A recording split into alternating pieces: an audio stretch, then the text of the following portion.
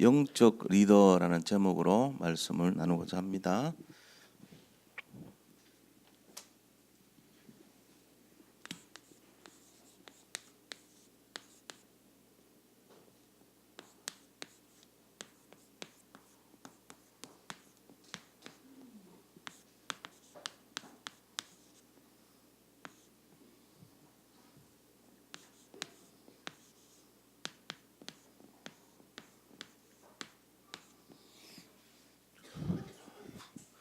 우리가 이제 그 요셉이 언약의 여정을 쭉 살았지 않습니까? 그런데 이 요셉이 걸어갔던 내용 중에 요 앞에 사건들을 좀 지금 많이 띄었어요. 지난주 창세기 41장 1절에서 17절까지 하다가 갑자기 지금 43장으로 넘어왔단 말이에요. 그래서 그 중간에 일어났던 내용들을 조금 우리가 살펴볼 필요가 있습니다. 그래서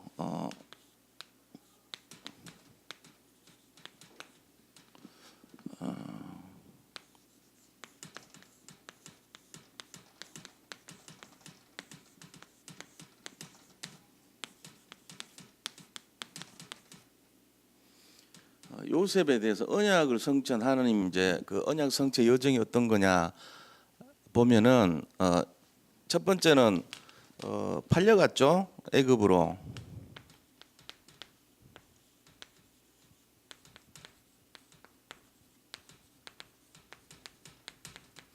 자, 그다음 팔려간 다음에 보디발 집의 노예가 됩니다. 그리고 감옥 생활하죠.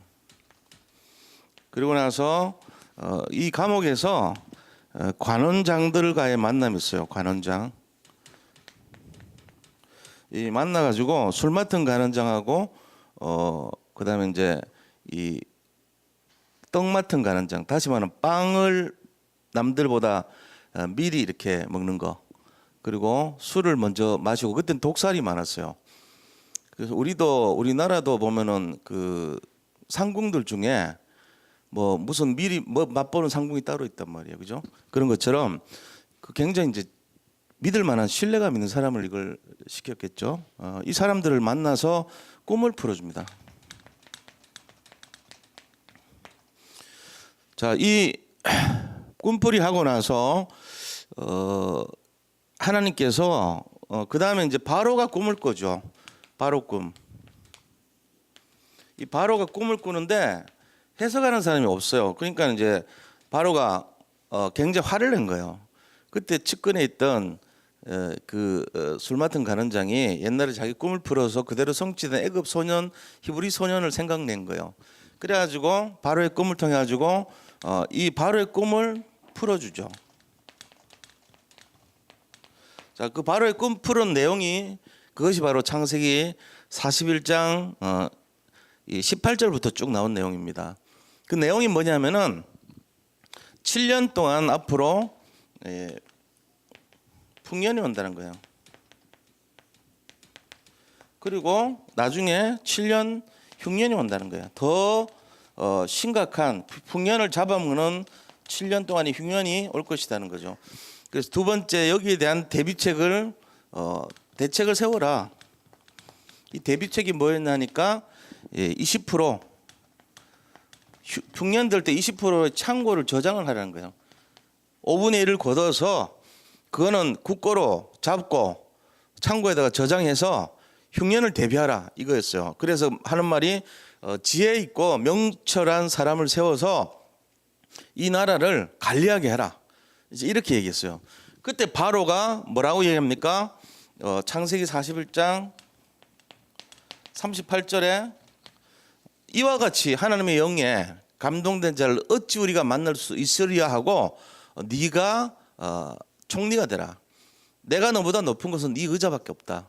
그러고는 그를 버금술에 세워가지고 금사슬을 금목걸이를 주고 인장 반지를 끼워주고 나라 전체를 다스리도록 하고, 뭐라 하냐면은 이 애굽에 있는 모든 사람들의 수족이 네 앞에서 자유롭지 못할 것이다. 네가 그들의 수족을 다스릴 것이다, 이렇게 말해요.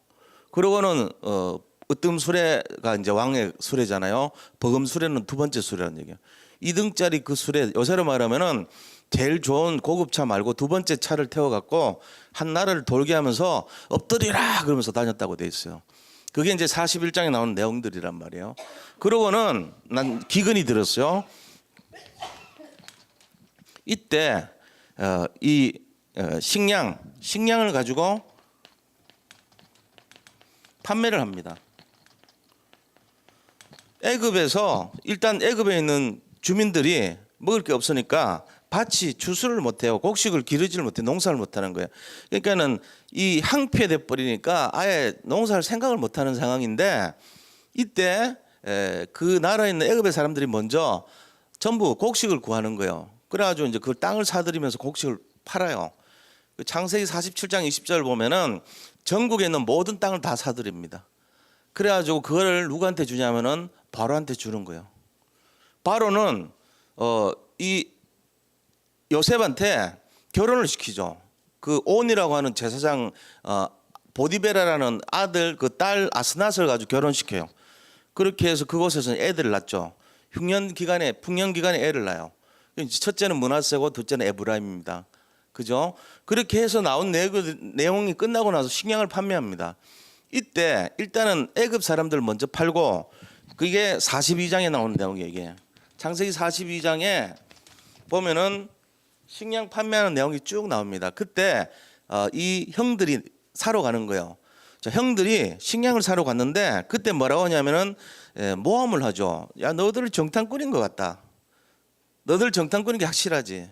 그러고는 3일 동안 구금을 시킵니다. 우리 정탐꾼 아니에요. 우리는 한 가족인데 한 아버지 밑에 아들들입니다. 근데 막내는 지금 안 데려왔고 아버지하고 고향에 있고 우리가 다 같이 와서 밀을 사러 간 겁니다. 이렇게 얘기하니까 아니다. 너희들은 이 나라를 정탐하기 위해서 왔다 하고는 3일 동안 가둬버려요. 그러고 3일 뒤에 나와서 풀어주고는 그들에게 너희가 만약에 정탐꾼이 아니라면 증거를 대라. 그러고 얘기합니다. 그 증거가 뭐냐면은 너희 그 막내 동생을 데려와라. 그러면 너희가 정탐꾼이 한 것을 내가 인정해주겠다. 이렇게 하죠. 그런데 이들이 이제 그 나중에 그 곡식을 가지고 갑니다. 가다가 여관에 가서 그 12명 중에 누군지는 이름은 안 나오지만 펼쳐서 말한테 모이를 주려고 이제 그 곡식을 꺼내서 주려고 하다 보니까 돈더블이 나오는 거예요. 그래서 얘기해요. 내 자루 속에 내가 넣었던 돈이 다시 들어와 있네. 그렇게 말을 합니다. 그래서 그들이 체포돼서 다시 가죠. 돈다발이 들어와 있는데 가기 전에 이렇게 합니다. 식량 판매할 때 정탐꾼으로 몰리죠. 근데 정탐꾼이 아니란 것을 증명하기 위해서 야 그럼 너들 동생 데려와 하면서 이들에게 볼모를 잡아요. 볼모가 누구냐면은 시몬이에요. 시몬. 그러니까 전체가 어떻게 제일 첫 번째 첫째가 루벤이죠. 둘째가 시몬이에요. 원래는 셋째가 이 레위예요. 넷째 아들이 유다잖아요. 그죠? 근데 이 세 번째까지 아들이 전부 말 안 듣고 아버지가 원하지 않았던 싸움 전쟁을 해가지고 이 자기 여동생을 이렇게 몹쓸짓을 한 그 민족을 다 죽여버렸잖아요. 그래가지고 장자권에서 다 박탈돼요. 마지막 유다 네 번째인데 네가 이제 장자가 되라 이래 돼. 네 번째가 장자가 됩니다. 그리고 시몬이요 성격이 굉장히 좀 까칠한 사람이에요. 그 뻔한 거잖아요. 시몬이 요셉을 괴롭혔을 거란 말이야. 왜냐하면 이 레아의 자손들, 그죠? 라헬의 자손은 이 요셉하고 베냐민인데 레아의 자손이 6명이에요. 그 중에 첫째가 루벤이고, 둘째가 시몬이고, 셋째가 레위고, 넷째가 유다고, 다섯 번째가 이 납달리 뭐 이런 식으로, 그 다음에 스불론. 다섯 번째가, 여섯 번째가 납달리란 말이에요. 그 6명의 형제들 가운데 제일 까칠한 애가 시몬이야. 성경에 있냐? 없어요. 제가 생각할 때. 그러니까는 늘 시비를 거는데 저 꿈꾸는 자가 왔다. 저놈을 죽이자. 말했던 게 시몬 같아. 분명히. 그러고는 밀어버렸는데 물이 없었는데 구덩이에 밀어내도 시몬 같아. 그러니까 시몬에 대한 뭐가 있는 거라. 요셉이. 그러니까 볼모를 잡는데 왜 하필 시몬을 남기라 그랬어요. 야, 너들 그 동생 데려오면은 다시 올 때 동생 데려오면은 얘 풀어줄게 하고 볼모를 잡는데 시몬을 남기라 그러는 거 있죠. 얼마나 힘들었겠어, 시몬이. 그 잡혀 있는 거예요, 지금. 원수 갚은 것 같아. 그리고 나머지 형들한테는 나중에 45장에 형들이여 당신들이 아니고 하나님 보냈습니다 했지만 시몬한테는 원수를 갚은 것 같아요. 하여튼 얘가 잡혀 있었어 지금. 그래가지고 와서 중간에 이제 여관에 보니까 돈다발이 들어있는 거라.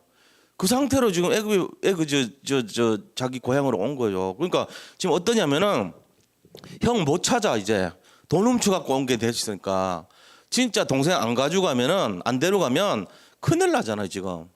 형 시몬도 잃어버리게 생겼어. 그러니까는 루벤이 딱 나섭니다. 젤마지가 이 베냐민 데려가야 됩니다 아버지. 그러니까 아버지가 절대로 안 된다. 야 너들이 이 요셉도 없애고 시몬도 없애더니 이제 베냐민까지 뺏으려 그러냐. 여기까지가 창세기 42장 내용이야. 여기까지가. 그러고는 이제 43장에 들어오기 전에 루벤이 나서서 아버지 베냐민 데려가야 됩니다. 만약에 문제 생기면 내 두 아들, 루벤이 아들이 2명이었나 봐요. 근데 그 두 아들 죽이세요. 이렇게 막 얘기합니다. 근데 안 들어요 아버지가. 근데 지금 이제 창세기 43장에 들어온 거예요. 얘기 됐죠 여기까지? 이게 있었던 내용이란 말이죠 지금. 자, 이런 상황에서 딱 유다가 나온 거예요 지금. 유다가 뭐라고 나옵니까? 오늘 이제 본론에 들어가세요.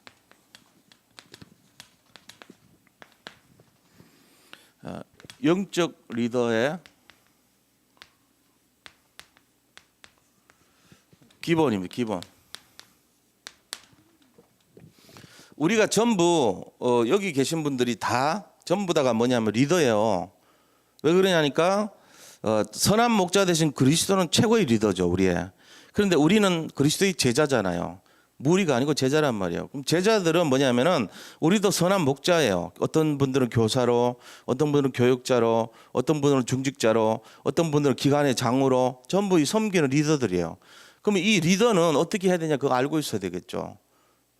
그런 내용이 없으면은 다락방도 리더십이 있어야 돼요. 다락방 하려면은 또 무슨 지역장, 구역장도 리더가 돼야 되죠. 또 이제 교회에서 장로님들 같은 경우도 리더십이 있어야 되잖아요. 리더의 제일 첫 번째가 뭐냐 이건 오늘 나누려고 그러는 거예요. 그래서 자 보세요. 리더가 뭐냐 1절에서 5절입니다. 보니까 유다의 리더십이 나와요.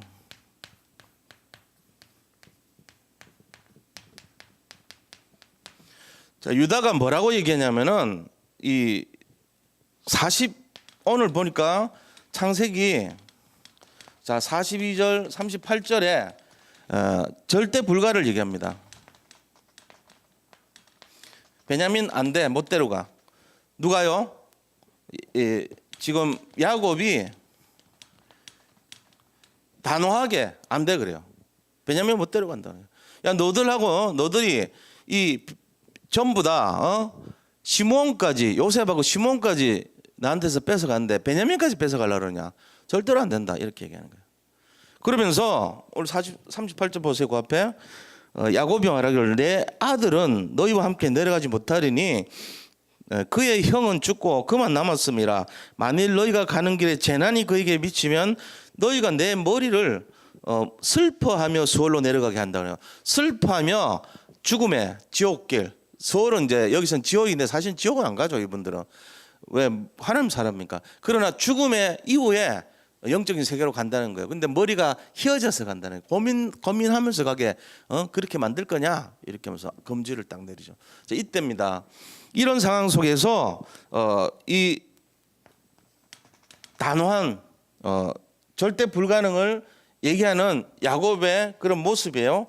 자, 이럴 때요 6절 7절 보세요. 그 앞에요 42장에 나오죠. 이 24절 42장 24절 보면요 명하여 요셉이 그들을 떠나가서 울고 다시 돌아와서 그들을 말하다가 자기 형들인 거 알면서도 야 너들 정탐꾼 아니냐 이러면서 막 울면서 말하다가 다시 눈물 씻고 돌아온 거예요. 돌아와서 말하기를 그들 중에서 시몬을 끌어내어 그들 눈앞에 결박하여 이랬거든요. 시몬을 끌어내서 결박시켰어요. 그러니까 지금 사실은 야곱은요 이 요셉을 잃어버렸죠. 그 다음에 시몬을 잃어버렸죠. 그리고 베냐민까지. 여기에 대한 이제 야곱이 어떤 막 절대적인 그 상황이에요. 아버지로서 이 자식들에 대한 사랑이죠. 지극한 사랑의 모습이란 말이에요. 안 된다는 거예요. 이런 상황이 이해가 되잖아요. 우리가 사실 우리 자녀들에 대한 마음은요 똑같은 거예요. 그러니까는 우리는 보이지는 않지만 그 사실은 그 성경이 말하고 있는 주제가 뭔지 아세요? 너와 너의 후손이요. 항상 그래요. 그 이스라엘 민족들은 특히 그래요. 너와 너의 후손에 대해서 내가 축복해 줄 것이고 나는 너의 하나님 될 것이고 너의 후손의 하나님 될 것이다. 이게 늘 있어요. 그리고 영적 대물림과 영적인 축복의 모든 기준이 부모의 영적 상태예요. 놀랍게도 안 그런 것 같아도 그게 대물림 돼 버리는 거예요. 그러니까는 혼자 믿는 사람, 영적 아브라함 있잖아요. 저희 같은 경우는 영적 아브라함 당대에서 이제 믿는 거란 말이에요. 새롭게. 이런 분들에 대해 이런 사람들은 굉장히 영적 싸움을 많이 해야 돼요. 왜냐하면 가문의 대물림이 내려올 수 있거든요. 여러 가지 옵니다. 자기들도 모르게. 이상하게 나이가 되면은 보리밭 옆에 지나가는데 너무 좋아. 뭐 그런 식으로. 술 많이 이렇게 맥주 좋아하고 이런다니까. 막 이상하게 주점 옆에 지나가면 기분이 좋아지고, 그다음에 그렇게 자기도 모르게 체질이 이상해져. 내가 왜 이러지?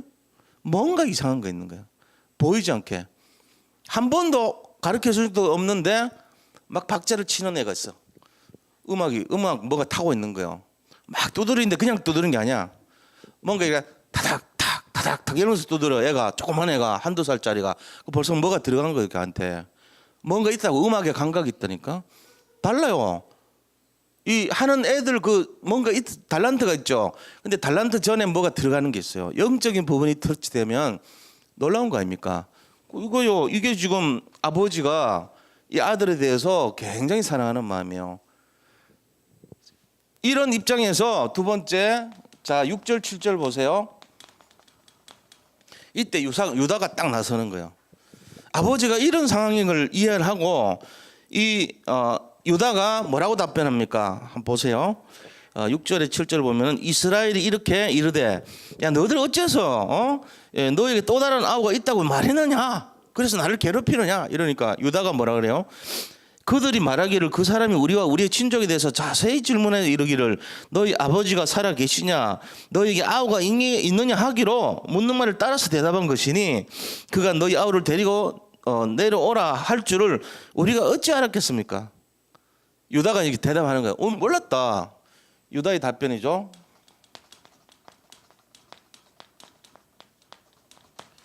자, 이럴 때 그 말을 하면서 유다가 딱 8절에서 10절에요. 이게 이제 중요한 거예요. 8절에서 10절. 만약에 내가 문제가 있으면 데려갔다 문제가 있으면 내가 담보가 되겠습니다. 담보. 내가 인질이 되고 걔는 보내게 할게요. 이렇게 한 말이에요, 지금. 그래서 베냐민의 담보가 되겠다고 말을 하는 거예요, 지금. 유다가 그의 아버지 이스라엘에게 이르되 저 아이를 나와 함께 보내시면 우리가 곧 가리니 그러면 우리와 아버지와 우리 어린 아이들이 다 죽고 살지 않겠습니까? 내가 그를 위하여 담보가 되오리니. 9절에 내가 가서 다 가면 우리 다 사는 거 아닙니까? 살 길이 아닙니까? 그러면서 담보가 되겠다 얘기해요. 이 마음을 제일 먼저 보인 게 누구죠? 우리를 위해서 담보가 되신 분. 십자가에서 우리를 위해서 담보가 되신 분이 그리스도인 거예요. 지금 이 유다의 모습은 바로 그리스도를 나타내는 거예요. 그리스도를 예표하고 있는 겁니다. 그런 리더십입니다. 그래서 자, 최고의 리더십은 누구냐? 예수님이에요. 그리스도를 최고의 리더십으로 볼 수 있어요. 이게 영적 리더의 기본이에요. 내가 그를 위해서 대신 죽겠습니다. 이거예요. 지금 루벤은 내 아들을 죽이세요 이랬잖아요. 유다는요. 내가 죽겠습니다. 이렇게만 다르죠. 루벤하고는 틀린 얘기한 거예요. 그러니까 우리가요. 진짜 그 마음 갖고 있어야 되는 거예요. 저도 이 예수님이 이스라엘 사람들을 말을 할 때 뭐라고 얘기했습니까? 시온의 딸들아 예루살렘의 딸들아 이랬어요. 그 이스라엘 민족이 양이잖아요. 어린 양. 근데 내 어린 양을 치라, 내 어린 양을 먹이라, 내 어린 양을 치라 이렇게 말씀 그리스도께서 그 양들이 이스라엘이라는 말이에요. 어린 후대들이란 말이에요. 근데 이 양들에 대해서 딸이라고 말해요. 그 양이 딸이에요. 이 딸이 뭐라고요? 누가 딸을 키우고 하는데 딸을 덕복을 하고 키웁니까? 아, 이 양이 자라면은 고기를 내가 얻고, 이 양이 자라면은 양류를 취하고, 양이 자라면은 털을 깎아서 내가 돈을 벌려고 키운다는 목적으로 하면 그거는 장사꾼이에요. 그런데 그 양이 딸이 되면은 얘기가 틀려지는 거죠. 이 양을 보호해 줘야 되겠다. 이 양이 마음껏 꼴을 먹고 자라도록 내가 보호를 해줘야 되겠고, 양을 위해서 내가 대신 죽어야 되겠구나. 이런 마음을 갖고 있는 거예요. 그게 바로 유다의 리더십의 모습이죠. 우리가 이렇게 양육을 하거나 사역을 하거나 아니면 구역장이 되거나 지역장이 되거나 아니면은 교회에서 어떤 장로의 위치에 계시거나 아니면 중직자거나 아니면 교육자의 입장이 있거나 전부 이 마음을 잘 알으셔야 돼요. 내가 이 사람들을 해서 내 명예가 높아지고 내 이름이 올라가고 덕을 본다. 이러면 안 되잖아요. 제가 오늘 이제 운동하는 시간을 이제 두기로 하고 비가 아까 오길래 좀 멈췄다가 계속 다녔어요. 여기를. 흑암을 꺾으면서 계속 다니는데 저쪽 시장에 갔는데요. 어떤 분이 나를 아는 척을 하는 거예요. 내가 딱 보니까 순간적으로 보니까 모르는 분이야. 근데 목사님 그냥 뭐 산책 다니세요 그러더라고. 그래가 예, 그냥 이렇게 다니면서 운동하고 있어요 그랬거든요. 근데 가만 보니까 임마누엘 서울교회 다니는 권사님이요. 왜 그분이 나를 아는 척했을까? 나는 몰라요. 근데 아니면 참사랑교회 다니는 권사님이요. 이 어딘가에 이 노예 안에 있는 중직자라는 것이 느껴져요. 근데 그분은 분명히 요번에 연말에 우리 그 집중 이제 훈련 받잖아. 그 전도 제자하고 그다음에 화요 집회 있죠. 거기까지 참석했던 분이라는 걸 내가 알겠더라고. 그 내가 이제 얘기하는 걸 본 거죠. 얼굴도 아는 거예요. 하나님께서 보이지는 않지만 이 지역 안에 정말로 영혼 사랑하고 복음 사랑하는 사람들을 쫙 그래도 숨겨놨다는 거예요. 제가 그걸 딱 보면서 그렇구나. 우리가 이 한 분 한 분들 여기 계신 우리 성도는 한 분 한 분들이 하나님 보실 때 얼마나 귀하겠는가. 그분들이 지금 곳곳에 있어요. 그리고 그분들이 복음을 알고요. 복음 사랑하는 마음을 갖고 있단 말이에요. 그러니까는 내가 지나가는데 모른 척 할 수도 있거든. 근데 반갑게 목사님 산책하세요? 그 한마디를 하면서 아는 척하고 반가워하더라고. 그럼 내가 그때 마음이 그렇구나. 이 지역에도 전도자들이 있구나. 하나님이 사랑하는 분들이 곳곳에 숨겨놨구나. 그 마음이 딱 느껴지더라고. 우리 성도님들도 마찬가지 아닙니까? 지금 지역은 떨어져서 이렇게 계시지만 하나님이 볼 때 너무나 귀한 시온의 딸이고 예루살렘의 딸들인 거예요. 그 마음으로 하나님이 기르고 있어 한 분 한 분들을. 그 이제 반갑더라고 나는. 나는 그분을 몰라요. 그러나 그분이 나를 안다는 거는 복음만 해서는 연합이 돼 있거든 우리는. 네 교회 내 교회 이런 게 아니고 여기서 복음으로 진짜 그런 마음으로 봐야 돼요. 자기가 하는 사역에 대해서도 좀 귀한 마음으로 이 다락방 복음을 내가 수행하는 그 일원이 됐다는 멤버십의 마음으로 그 리더들은 그런 마음으로 양들을 위해서 죽을 수 있어야 된다니까. 자기가 맡은 구역을 위해서 또 자기가 하는 사역 속에서 자기가 하고 있는 그 실제적인 내용 속에서 이 유다의 마음으로 지금 잃어버린 한 사람 베냐민이라고 하는 한 사람을 보호하기 위해서 내가 죽겠습니다. 이 베냐민이요 힘이 있습니까? 능력이 있습니까? 제일 막내입니다. 아무런 힘이 없는 연약한 백성을 상징하는 거예요. 이 연약한 백성을 대신해서 내가 죽겠습니다 하는 것이 그리스도의 심장이에요. 그게 돼야 되거든요. 그들을 살리겠다는 마음. 그게 제자죠. 지금 그 얘기하고 있는 거예요.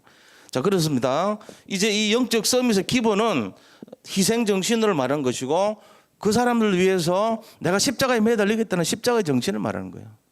그게 영적 리더의 기본입니다. 내가 죽으면 죽으리다. 이럴 때 변화가 일어나는 거 있죠. 자, 변화.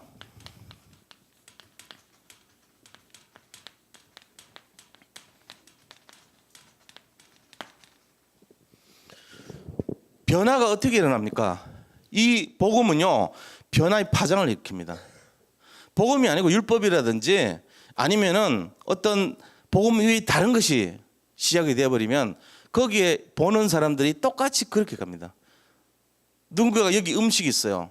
옛날에 칠레에서 갱도가 무너져가지고 거기서 몇십일 살았을 때 리더십을 발휘한 사람이 한 명 나왔잖아요. 그 사람이 보니까 비상식량창고에 참치캔 몇 개 하고 사람들이 거기 남은 사람들이 먹기에는 태부적인 그런 음식밖에 없었어. 근데 이거를요 캔을 까가지고 진짜 거기 있는 인원 한 20명이면 20분의 1로 나눠가지고 캔 한 개를 거의 연명할 정도로 나눠서 먹고 그렇게 해서 버틴 거예요. 나중에 그 관을 뚫어가지고 다 살아났어요. 한 명도 빠지지 않고. 다 살아났을 때 그들이 했던 것이 영화로 됐잖아요. 영화 돼가지고 나왔단 말이에요. 근데 그 살았던 이유가 뭔지 아세요? 누군가 한 명이 자기가 처음에요. 누군가 한 명이 왕창 그거를 가져갔어요. 그래서 자기 혼자 막 먹은 거예요.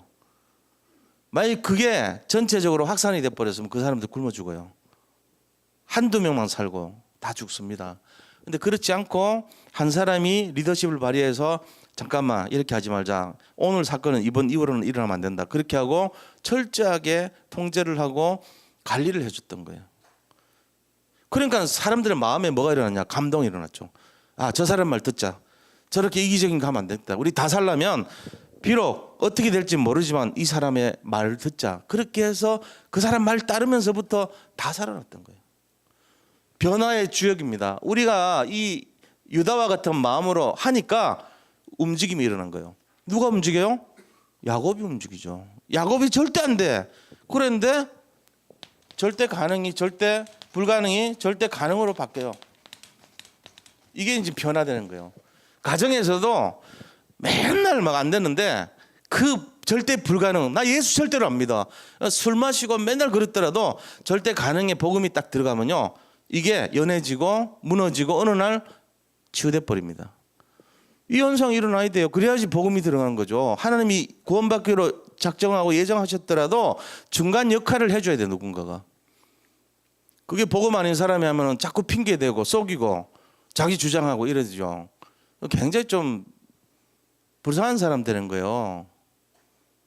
그렇게 하면 안 돼. 살더라도 진짜 한번 안 되더라도 도전하고 아 제가 부족한 겁니다. 제가 약합니다. 제가 다시 한번 해보겠습니다. 이게 중요한 거죠.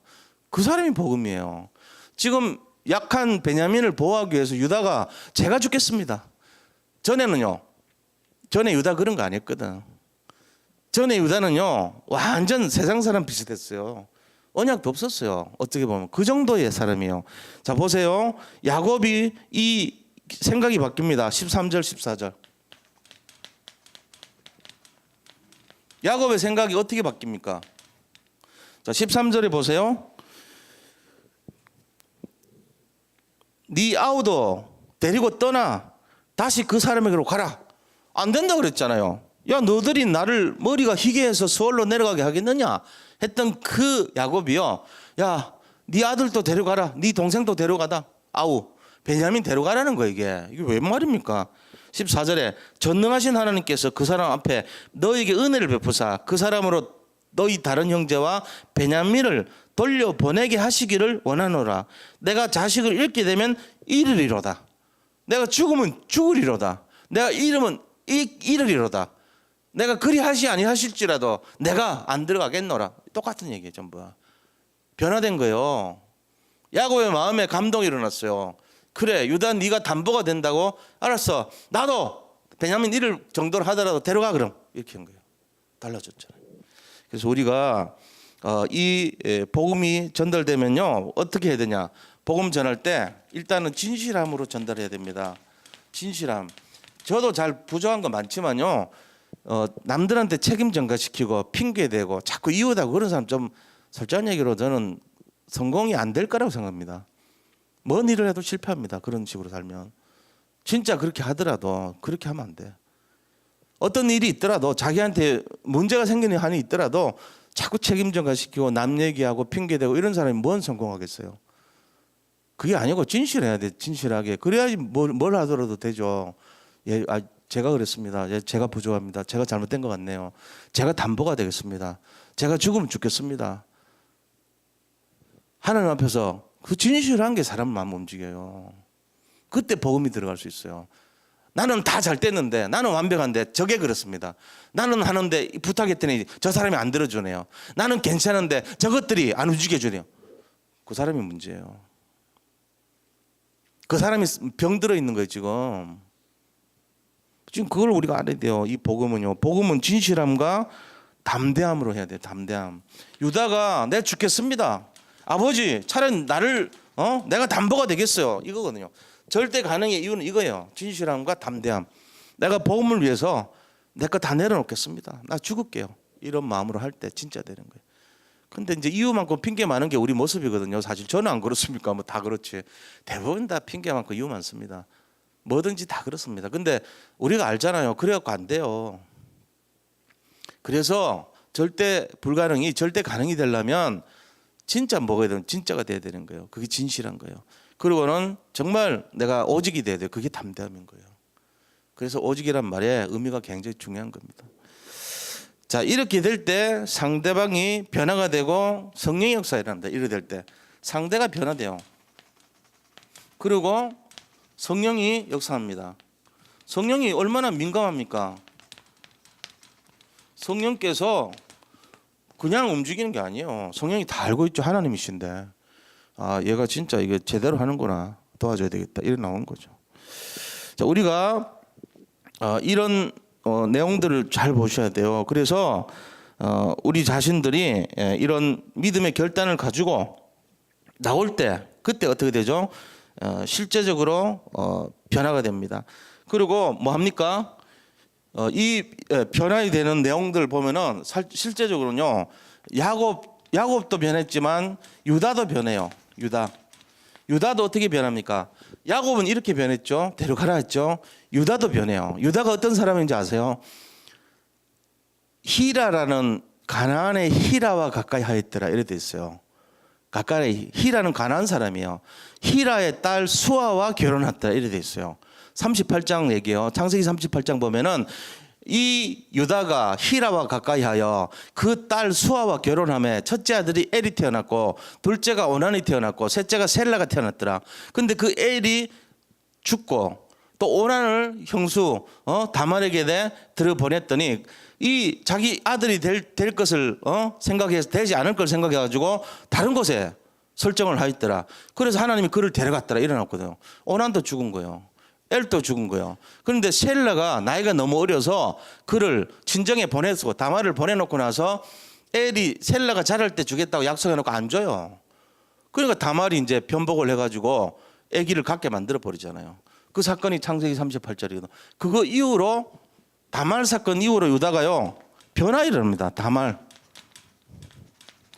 그 다음에 이방 여자. 자, 이방인 여자하고 결혼했는데 결국은 다말 때문에 깨닫는 거예요. 유다가. 이게 변화의 주역이 됐거든요. 이렇게 된 상황에서 이제 뭐가 일어납니까? 모든 것이 응답으로 옵니다. 하나님이요 우리가 이렇게까지 해버릴 때 응답을 예비하셨어요. 이제 이런 상황 속에서 뭐를 가져갑니까? 요셉의 마음을 변화시킵니다.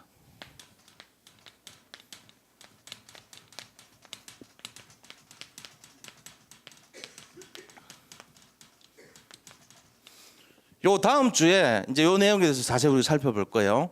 근데 요셉이 마음을 변화시켜요. 어떻게 변화하냐? 감동해버려요.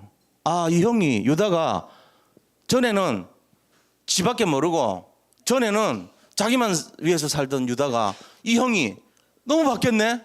감동돼버린 거죠. 그래서 유다의 마음속에 요셉의 마음속에 뭔가가 이제 일어나는 거예요. 진실을 깨달은 거예요. 형의 변화된 모습.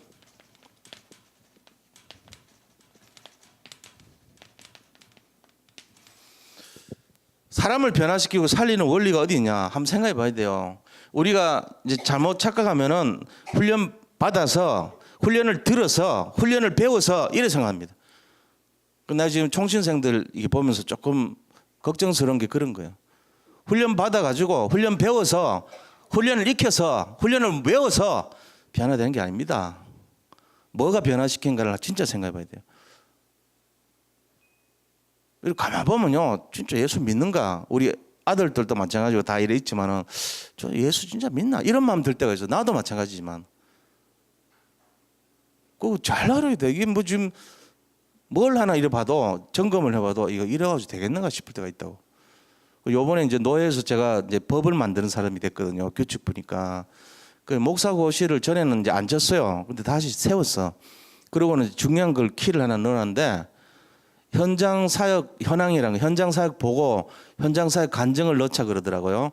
항상배 목사님이 얘기를 하신 거예요. 그래서 이제 넣어서 집어넣어서 그걸 법으로. 그거 왜 넣겠어요? 항상배 목사님 마음속에 보니까 뭐가 안 차는 게 있는 거라.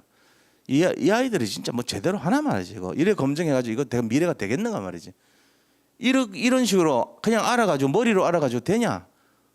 자 하는 거 보니까 뭔가 이상하다죠. 아니다. 다락방 차세대 주자가 얼마나 중요한데 저 따위로 해서 되겠냐? 그런 마음이 들어간 것 같아요. 그 모든 목사님들이 다 일치하더라고.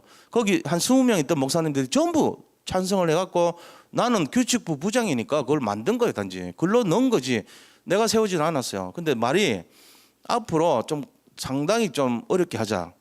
전국적으로 모델이 되도록 하자. 그래 우리를 대구 노예도 하고 우리 노예 하기로 했거든. 이제 이게 좀 전국을 확산해서 차세대 주자들을 제대로 좀 하게 하자.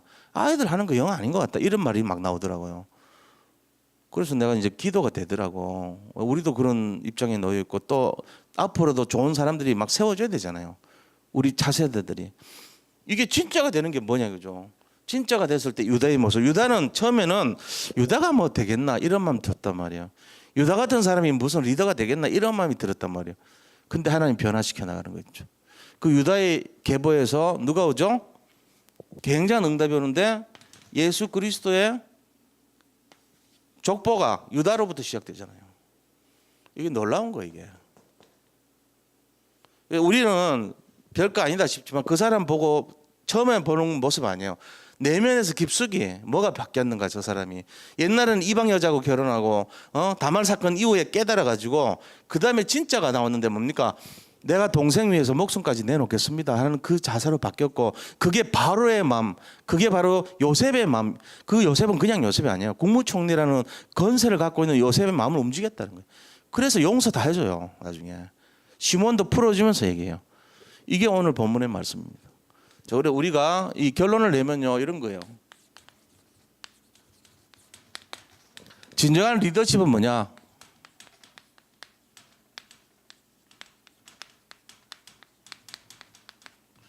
다른 사람 목숨 위해서 희생하는 거예요. 자, 희생의 제일 모범이 누구냐? 예수님입니다. 진정한 리더십의 제일 우리의 모델은 그리스도예요. 그 그리스도의 모습을 유다를 통해서 말을 했을 뿐이죠. 우리도 마찬가지입니다. 여기 구역장님 계시고 지역장들 계시고 또 장로님들 중직자들 다 계시고 교사들 계시고 또 입에서 사역자 계시고 여러 가지 이제 리더들이 많이 있단 말이에요. 그분들에게 가장 필요한 게 뭐냐 그죠? 정말 우리가 진실함과 담대함과 희생함으로 자기가 맡은 거를 핑계 대지 말고 책임 전가하지 말고 내가 해야 된다. 내가 해야 된다. 이거 잡아야 돼요. 그거 안 하면 역사 안 일어납니다. 저도 뭐 약한 사람들이 주로 뭐 하겠어요. 약한 사람들이 하는 게 이유를 대줘. 내가 이렇게 해서 안 됐다. 전부 그런 게 많아요. 들을 때마다 아 그렇습니까 하고 들어는 주지만 속으로는 굉장히 씁쓸합니다. 왜? 대부분 99%의 사람들이 그러고 살고 있으니까요. 우리가 찾는 거는 1%의 사람들의 마음을 찾고 있는데 99%가 전부 핑계대고 거짓말하고 이유대고 이러고 있단 말이에요. 그럴듯해요. 틀린 건 없어요. 근데 그렇게 자꾸 하면은 응답 안 일어납니다. 결국은 우리가 하는 것이 뭡니까? 세상 살리자는 거예요.